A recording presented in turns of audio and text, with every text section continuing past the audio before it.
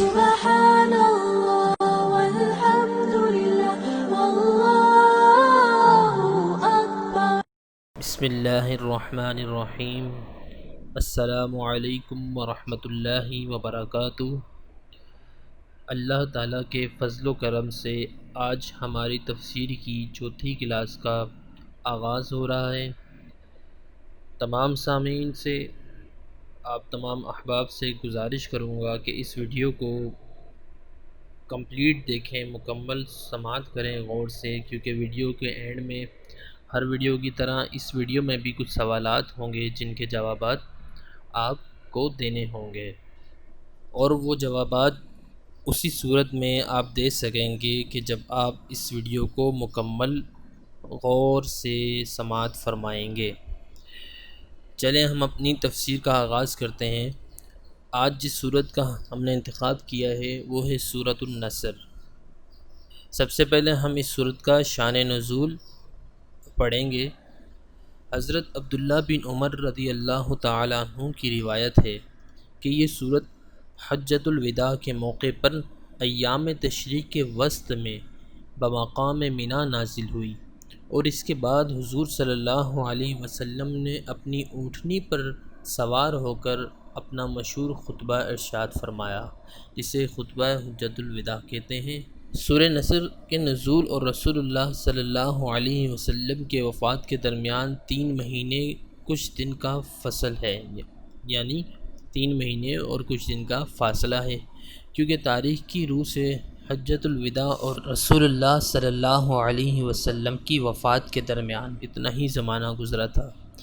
ابن عباس رضی اللہ تعالی عنہ کا بیان ہے کہ جب یہ سورت نازل ہوئی تو رسول اللہ صلی اللہ علیہ وسلم نے فرمایا، مجھے میری وفات کی خبر دے دی گئی ہے اور میرا وقت آن پورا ہوا۔ دوسری روایت میں حضرت عبداللہ بن عباس رضی اللہ تعالی عنہ سے منقول ہوئی، ان میں یہ بیان کیا گیا ہے کہ اس سورت کے نزول سے حضور صلی اللہ علیہ وسلم نے یہ سمجھ لیا تھا کہ آپ صلی اللہ علیہ وسلم کو دنیا سے رخصت ہونے کی اطلاع دے دی گئی ہے۔ ام المؤمنین ام حبیبہ رضی اللہ تعالی عنہ فرماتی ہیں کہ جب یہ سورت نازل ہوئی تو حضور صلی اللہ علیہ وسلم نے فرمایا، اس سال میرا انتقال ہونے والا ہے۔ یہ بات سن کر حضرت فاطمہ رو پڑیں۔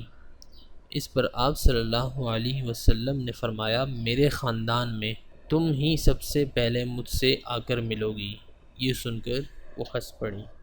ان روایات سے ہمیں یہ معلوم ہوتا ہے کہ یہ سورت کا نزول حجۃ الوداع کے موقع پر ہوا، اور اس سورت کے اندر نبی پاک صلی اللہ علیہ وسلم کو اللہ تعالیٰ نے آپ کی اس ظاہری زندگی کی اطلاع دے دی کہ آپ اس دنیا سے ظاہری وصال فرمانے والے ہیں، اور اس سورت میں یہ بشارت دی گئی ہے کہ کفار کا دین عنقریب مٹ جائے گا اور دین اسلام غالب آ جائے گا، اور نبی صلی اللہ علیہ وسلم کو عنقریب بہت بڑی فتح اور بہت بڑی نصرت حاصل ہوگی۔ مکہ مکرمہ فتح ہو جائے گا اور ارد گرد کے قبائل فوج در فوج اسلام میں داخل ہوں گے، اور اس میں یہ اشارہ ہے کہ سیدنا محمد صلی اللہ علیہ وسلم کا مشن پورا ہو رہا ہے اور عنقریب آپ کی وفات ہو جائے گی۔ اب ہم اس سورت کا تعارف پڑھیں گے۔ سورہ نصر کا تعارف۔ سب سے پہلے اس کا مقام نزول۔ سورہ نصر مدینہ منورہ میں نازل ہوئی۔ رکوع اور آیات کی تعداد۔ اس سورت میں 1 رکوع اور 3 آیات ہیں۔ نصر نام رکھنے کی وجہ۔ عربی میں مدد کو نصر کہتے ہیں۔ اس سورت کی پہلی آیت میں یہ لفظ موجود ہے، اس مناسبت سے اسے سورہ نصر کے نام سے موسوم کیا گیا۔ سورہ نصر کے مضامین۔ اس سورہ مبارکہ میں حضور پر نور صلی اللہ علیہ وسلم کو فتح مکہ کی بشارت دی گئی، اور یہ بتایا گیا کہ عنقریب لوگ گروہ در گروہ یعنی فوج در فوج دین اسلام میں داخل ہوں گے، اور آخری آیت میں نبی صلی اللہ علیہ وسلم کو اللہ تعالیٰ کی تعریف اور پاکی بیان کرتے رہنے اور امت کے لیے مغفرت کی دعا مانگنے کا حکم دیا گیا۔ ہم تاریخ میں دیکھیں تو ہمیں ملتا ہے کہ نبی پاک صلی اللہ علیہ وسلم نے یہ زمانہ دیکھا کہ اللہ تعالیٰ نے آپ کو جو بشارت دی وہ پوری ہوئی۔ آپ صلی اللہ علیہ وسلم نے مکہ کو فتح کیا، اور جو اللہ تعالیٰ نے فرمایا کہ فوج در فوج لوگ دین اسلام میں داخل ہوں گے۔ دیکھیں، کفار تھے جو، یعنی کہ مکے کے ارد گرد کے جو جتنے لوگ تھے وہ سارے اسی چیز کے انتظار میں تھے۔ اگر یہ نبی واقعی اللہ کا سچا نبی ہے تو پھر اس کے اپنے لوگ بھی اس پر ایمان لے آئیں، تو پھر ہم بھی اس پر ایمان لے آئیں گے۔ تو اس چیز کا وہ انتظار کر رہے تھے، لیکن جب نبی پاک صلی اللہ علیہ وسلم نے مکہ کو فتح کر لیا تو بہت سارے لوگ، جتنے مکے کے لوگ تھے جو ان کے اپنے شہر کے تھے، وہ سب کے سب مسلمان ہو گئے۔ اس کو دیکھ کر قریب قرب و جوار کے جتنے بھی لوگ تھے، جتنے بھی قرب و جوار میں جتنے بھی قبائل آباد تھے، وہ فوج در فوج پورے کے پورے قبائل کے قبائلی اسلام میں داخل ہو گئے، اور پھر وقت آیا کہ پورا کا پورا عرب ہی مسلمان ہو گیا، پورے کے پورے عرب نے ہی اسلام قبول کر لیا۔ اگر ہم اس مقام پر غور کریں تو یہ دیکھ سکتے ہیں کہ ایک نبی اور ایک عام آدمی، دنیاوی رہنما یعنی کہ لیڈر میں کتنا فرق ہوتا ہے۔ کسی دنیاوی رہنما کو اگر اپنی زندگی ہی میں وہ انقلاب عظیم برپا کرنے میں کامیابی نصیب ہو جائے جس کے لیے وہ کام کرنے اٹھا ہو، تو اس کے لیے جشن منانے اور اپنی قیادت پر فخر کرنے کا موقع ہوتا ہے۔ لیکن یہاں اللہ کے پیغمبر کو ہم دیکھتے ہیں کہ آپ صلی اللہ علیہ وسلم نے 23 سال کی مختصر مدت میں ایک پوری قوم کے عقائد، افکار، عادات، اخلاق، تمدن، تہذیب، معاشرت، معیشت، سیاست، حربی قابلیت کو بالکل بدل ڈالا، اور جہالت و جاہلیت میں ڈوبی ہوئی قوم کو اٹھا کر اس قابل بنا دیا کہ وہ دنیا کو مسخر کر ڈالے اور اقوام عالم کی امام بن جائے۔ مگر ایسا عظیم کارنامہ آپ صلی اللہ علیہ وسلم کے ہاتھوں انجام پانے کے بعد اسے جشن منانے کا نہیں بلکہ اللہ تعالیٰ کی حمد اور تسبیح کرنے اور اس سے مغفرت کی دعا کرنے کا حکم دیا جاتا ہے، اور آپ صلی اللہ علیہ وسلم پوری عاجزی کے ساتھ اس حکم کی تعمیل میں لگ جاتے ہیں۔ اب ہم اس سورت کی تلاوت کریں گے اور اس کا ترجمہ، اور اس کے بعد اس کو سمجھنے کی کوشش کریں گے۔ بسم اللہ الرحمن الرحیم۔ اللہ ہی کے نام سے شروع کرتا ہوں جو نہایت رحم فرمانے والا، بہت مہربان ہے۔ اذا جاء نصر اللہ والفتح، جب اللہ کی مدد اور فتح آئی۔ وَرَأَيْتَ النَّاسَ يَدْخُلُونَ فِي دِينِ اللَّهِ أَفْوَاجًا، اور لوگوں کو تم دیکھو گے کہ اللہ کے دین میں فوج در فوج داخل ہوتے ہیں۔ فَسَبِّحْ بِحَمْدِ رَبِّكَ وَاسْتَغْفِرْ إِنَّهُ كَانَ تَوَّابًا، تو اپنے رب کی ثنا کرتے ہوئے اس کی پاکی بولو اور اس سے بخشش چاہو، بے شک وہ بہت توبہ کو قبول کرنے والا ہے۔ اب ہم اس سورت کی تفسیر کریں گے اور اس کو آسان الفاظ میں سمجھنے کی کوشش کریں گے۔ اللہ تعالیٰ نے فرمایا جب اللہ کی مدد اور فتح آئی اور لوگوں کو تم دیکھو گے کہ اللہ کے دین میں فوج در فوج داخل ہوتے ہیں۔ مفسرین نے ذکر کیا کہ پہلے لوگ ایک ایک کر کے یا دو دو کر کے اسلام میں داخل ہوتے، اور جب مکہ فتح ہو گیا تو پوری فوج اور پورے قبیلے اسلام میں داخل ہونے لگے۔ نیز اس صورت کے نازل ہونے کے بعد رسول اللہ صلی اللہ علیہ وسلم نے مسلمانوں کو اپنی وفات کی خبر دی، اور اس پر حسب ذیل امور سے استدلال کیا جا سکتا ہے۔ جب نبی صلی اللہ علیہ وسلم نے دیکھا کہ لوگ فوج در فوج اسلام میں داخل ہو رہے ہیں تو اس سے آپ نے یہ استدلال کیا کہ آپ کا مشن اب پورا ہو چکا، لہٰذا اب اللہ تعالیٰ کے پاس جانے کا وقت آ گیا ہے۔ جب لوگوں کے فوج در فوج اسلام میں داخل ہونے سے اب تبلیغ اسلام میں مشقت اٹھانے کی ضرورت نہیں رہی، تو آپ صلی اللہ علیہ وسلم نے جان لیا کہ اب آپ کی زندگی پوری ہو گئی۔ حضرت ابن عباس رضی اللہ تعالی عنہ نے اذا جاء نصر اللہ والفتح کی تفسیر میں کہا، رسول اللہ صلی اللہ علیہ وسلم نے فرمایا، مجھے اپنی وفات کی خبر دی گئی ہے، گویا اس سال میری روح قبض کر لی جائے گی۔ حضرت ام حبیبہ رضی اللہ تعالی عنہا بیان کرتی ہیں کہ جب اذا جاء نصر اللہ والفتح نازل ہوئی تو رسول اللہ صلی اللہ علیہ وسلم نے فرمایا، حضرت عیسیٰ بن مریم نے اپنی امت میں 40 سال گزارے اور میرے 20 سال پورے ہو چکے ہیں اور میں اس سال میں فوت ہو جاؤں گا۔ بس حضرت سیدہ فاطمہ رضی اللہ تعالی عنہا رونے لگیں تو رسول اللہ صلی اللہ علیہ وسلم نے فرمایا، میرے اہل بیت میں سب سے پہلے تم مجھ سے ملو گی۔ پھر آپ مسکرانے لگیں۔ اس سے اگلی آیت میں اللہ تعالیٰ نے فرمایا، سو آپ اپنے رب کی حمد کے ساتھ اس کی تسبیح کریں اور اس سے مغفرت طلب کریں، بے شک وہ بہت توبہ قبول فرمانے والا ہے۔ اس آیت کا معنی یہ بھی ہو سکتا ہے کہ آپ سبحان اللہ و بحمدہ پڑھتے رہیں، کیونکہ یہ دو کلمات حمد اور تسبیح کے جامع ہیں۔ اس آیت میں آپ کو مغفرت طلب کرنے کا حکم دیا۔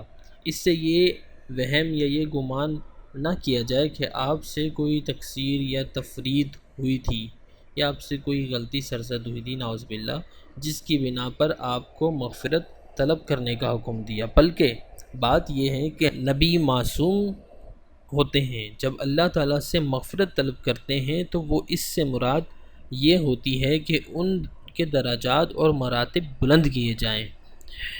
یہ بھی ہو سکتا ہے کہ اس استغفار سے مراد یہ نہیں کہ آپ اپنے لیے استغفار کریں، بلکہ اس سے مراد یہ ہے کہ آپ اپنی امت کے لیے استغفار کریں۔ اور یہ بھی ہو سکتا ہے کہ اللہ تعالیٰ نے آپ سے وعدہ کیا ہو کہ جب آپ دائماً استغفار کریں گے تو اللہ تعالیٰ آپ کے درجات بلند فرمائے گا۔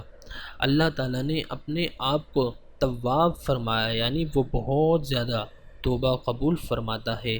بندہ ایک بار گناہ کر کے توبہ کرتا ہے اور اس کی توبہ قبول کر لیتا ہے، بندہ پھر گناہ کر کے توبہ کرتا ہے تو وہ پھر توبہ قبول فرما لیتا ہے، اور یہ سلسلہ یوں ہی چلتا رہتا ہے۔ اللہ تعالیٰ کو توبہ کرنے والے بہت زیادہ محبوب ہے اور وہ بہت زیادہ توبہ کو قبول فرمانے والا ہے۔ نبی صلی اللہ علیہ وسلم کا استغفار آپ کی تسبیح کرنے کے قائم مقام ہے، کیونکہ آپ نے کہا اللہ تعالیٰ غفار ہے۔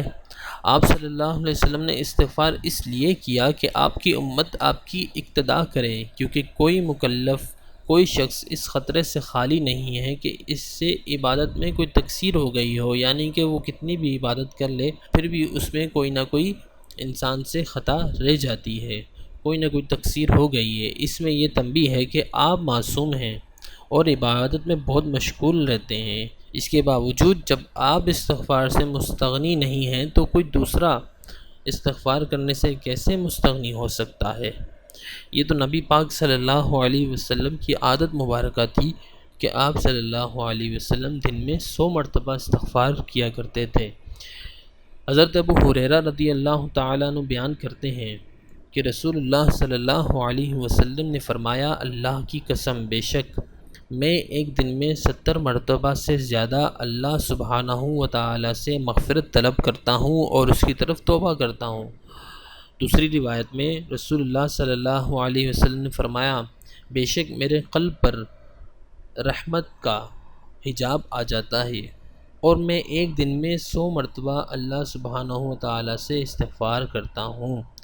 رسول اللہ صلی اللہ علیہ وسلم نے دوسری روایت میں فرمایا، اے لوگو، اللہ سبحانہ و تعالیٰ کی طرف توبہ کرو، کیونکہ میں ایک دن میں 100 مرتبہ اس کی طرف توبہ کرتا ہوں۔ ان احادیث سے یہ پتہ چلا کہ نبی پاک صلی اللہ علیہ وسلم کا یہ معمول تھا، یہ آپ کی عادت مبارکہ تھی کہ آپ دن میں 100 مرتبہ اللہ تبارک و تعالیٰ کی طرف توبہ کیا کرتے تھے، استغفار کیا کرتے تھے، اور اس کی تعلیم آپ صلی اللہ علیہ وسلم نے اپنی امت کو بھی دی، اور امت پر اب لازم ہے کہ وہ نبی پاک صلی اللہ علیہ وسلم کی اقتداء کرے اور آپ صلی اللہ علیہ وسلم کی اسوہ حسنہ پر عمل کرے۔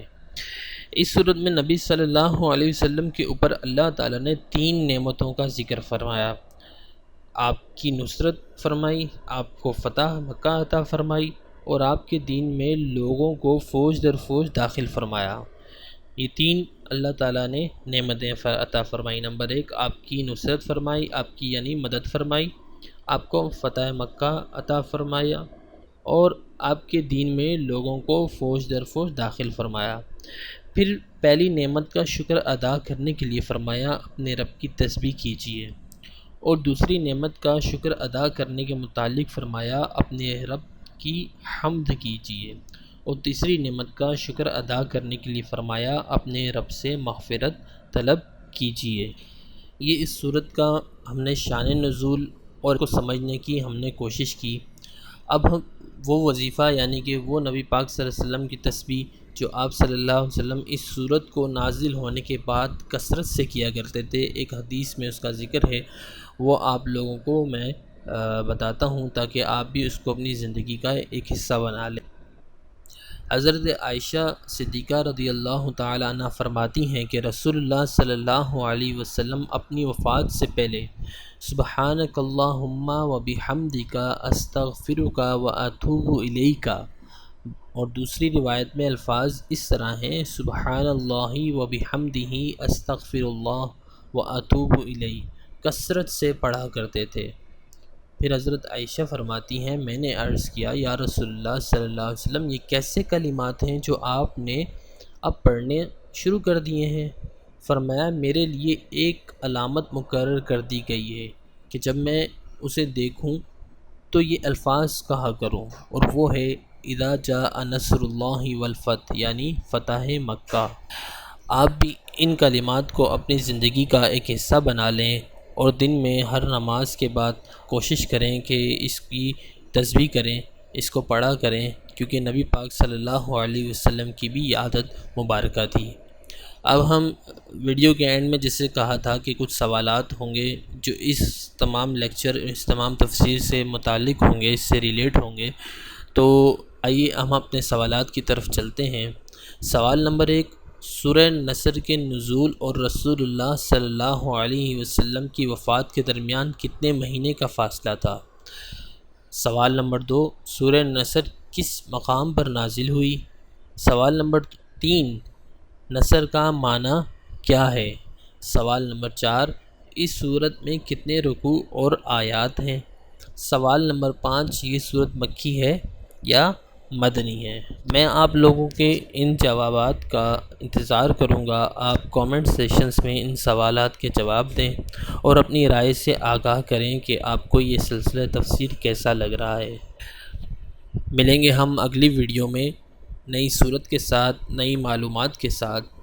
تب تک کے لیے اللہ حافظ۔